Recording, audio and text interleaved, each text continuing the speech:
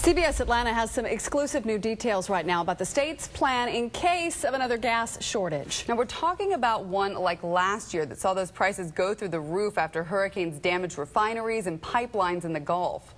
Right now, the average price for a gallon of regular in Metro Atlanta is $2.48. It's been holding fairly steady this week. It's still up from last month when the average was $2.29 a gallon. Now, think about this. 1 year ago, the price was $3.64, and it was well on its way to an all-time high of $4.11 per gallon. That was on September 16th. And remember this, the gas shortage and long lines. A lot of stations ran out of gas. There's nothing to stop this from happening again. So is our state ready? CBS Atlanta's Renee Starzyk continues to ask the tough questions, and the state finally has some answers for us. Renee.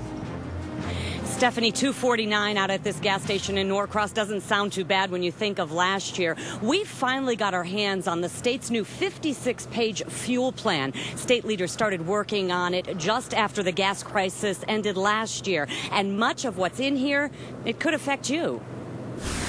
No worries about gas supplies for most drivers these days, but many still remember last summer, the high prices and long lines. It was horrible. I mean, we lost all of our profits and ability to be successful with the price.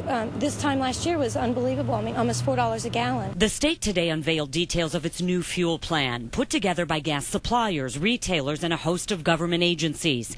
The real key, we're told, Georgia leaders now know exactly what gas supplies are at each station, at distribution centers, in the pipeline. We have the ability to access a database that gives us that information that actually shows how much people pay, where they purchased it, and would give us the ability to better understand where shortages occur. Something we didn't have last year. That's correct. But we learned much of the state's plan relies on us to help. In a crisis, the state will consider asking us to drive slower. The lowering of the speed limit, I mean, it would force people to, but if you ask people to do that, I don't think anyone would follow that. The state may consider canceling big events to keep us off the road and save gas. And in the case of an extreme gas shortage, the plan calls for the state to close schools. Not too good. I have 2 school children, so probably not a good idea to close down school. It's a real problem when you have both parents working. The state assures it's ready for any gas crisis, but some drivers we talked to are still skeptical the new fuel plan will make a difference. The key is really communication. They just haven't managed anything else very well. I can't imagine them being able to manage our gas.